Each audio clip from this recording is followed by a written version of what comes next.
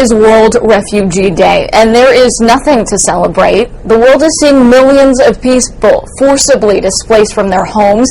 Actress Angelina Jolie is a Goodwill ambassador for the UN Refugee Agency, and as part of World Refugee Day, AC360 producer Marianne Fox sat down with the actress to talk about the world's refugee crisis. She joins us live from New York to talk more about it because, Marianne, these statistics are quite telling. We saw a decline, of course, last year, but what we're seeing recently is almost negating all of that progress we made. Yeah, Nicole, according to the UNHCR, there are some 42 million people in the world who are displaced from their homes. And the situation is only getting worse as the crisis in Pakistan becomes more and more unstable. Despite the volatile situation there, Angelina Jolie and her partner Brad Pitt made a huge donation yesterday, some $1 million to the refugees in Pakistan. And when we sat down with her yesterday, we asked her why they did that and why her thoughts on why the international community has largely ignored it, but she thinks it's still worth focusing in on.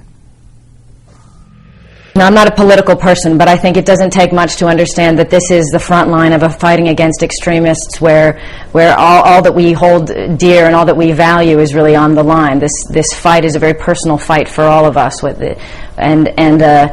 These victims of this crisis, these regular people who are mostly agriculturalists that are fleeing, we should feel a real connection to them, identify with them. This is a similar enemy that we've been fighting for years. But this moment right now, this situation, and keeping it stable is in all of our best interest. Nicole, sitting down and talking to her, you can definitely feel how passionate she is about the cause and the issue. Since her becoming a Goodwill ambassador in 2001, she's made some 26 field visits around the world. We asked her about the people that she met and if there was anyone in particular that she still thinks about to this day. There was a young boy I met who was about 15 who'd been shot in the back and paralyzed, and his whole family had been killed, and he was completely on his own. And yet he had this really remarkable, unbreakable spirit, a spirit beyond anything I can imagine having, the things we complain about on a daily basis. He had lost everything and was just so full of laughter and kindness. And he passed away a few months after I was there. And so I always wondered, it's those kind of young people that you meet and you just think, God, in any other situation, if this person had been given a chance, what an extraordinary adult he would have been. How extraordinary for his country, for his family, if he ever had a chance to have one. But instead he had so many horrible things happen to him in his life. But he taught me a lot about just the strength of his spirit. I think of him and I can't complain about anything. I can't do anything but be grateful for what I have, because he was grateful and he had nothing and had suffered everything. So there are millions like him. And so there are many, many stories. And as a mother of 6, we spoke to her about how she takes what she learns in the field with the people that she's met and how she tries to instill that in her children, as well as her role as an ambassador. It takes her around the world to some pretty dangerous places. We asked her what the kids think about that, especially some of her older ones. Maddox is about to turn 8, and if he worries about her. I usually just explain to them that there are other families in the world that aren't as fortunate as ours, and other kids and their mommies and are somewhere in a country that's not as safe, and their kids are in a country that aren't as safe, and they're not as fortunate as we are. And so I tell them that it's important for all of us to do what we can and go to these places and understand what's happening.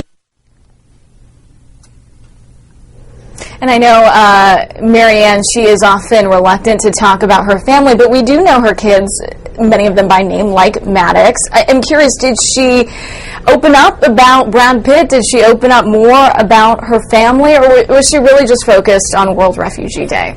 You know, she really was focused on World Refugee Day, and that's the primary focus of us sitting down with her. But we did have to ask, you know, how the family was doing, and if her and Brad Pitt were indeed planning on expanding their beautiful family.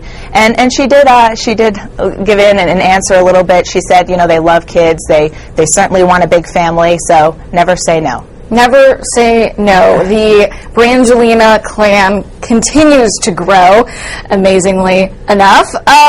You guys were also supposed to sit down, I know, with Secretary of State Hillary Clinton, and we had reports, obviously, yesterday that she had this wretched fall on her way to the White House. Is she okay, and what happened to that interview?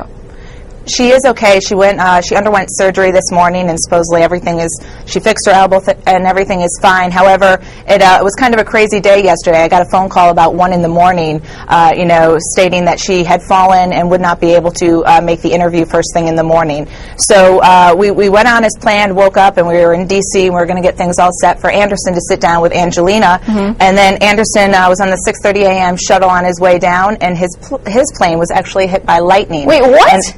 Yes, by lightning, and they had to be diverted back to LaGuardia. So it was a really crazy, hectic day, but Angelina Jolie was great throughout it all. We had to make some really big changes and to do the interview via remote with Anderson in New York and she in D.C., but she was a trooper through it all, and thank God Secretary Clinton's okay. But and Anderson's okay? A great interview. And Anderson's okay as well. Never a dull moment with you guys at AC360. And I know, Marianne, that you use the Impact Your World site a lot when you're prepping for these interviews and for your coverage of World Refugee Day. I found it really interesting because it really gives our viewers tools to be able to help when they're looking at this story. Did you find anything in particular useful to you?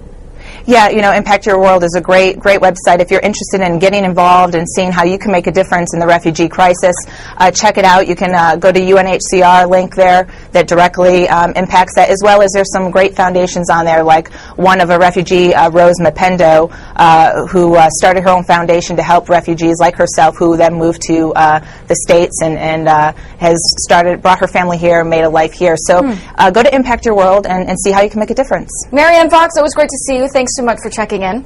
Thanks, Nicole.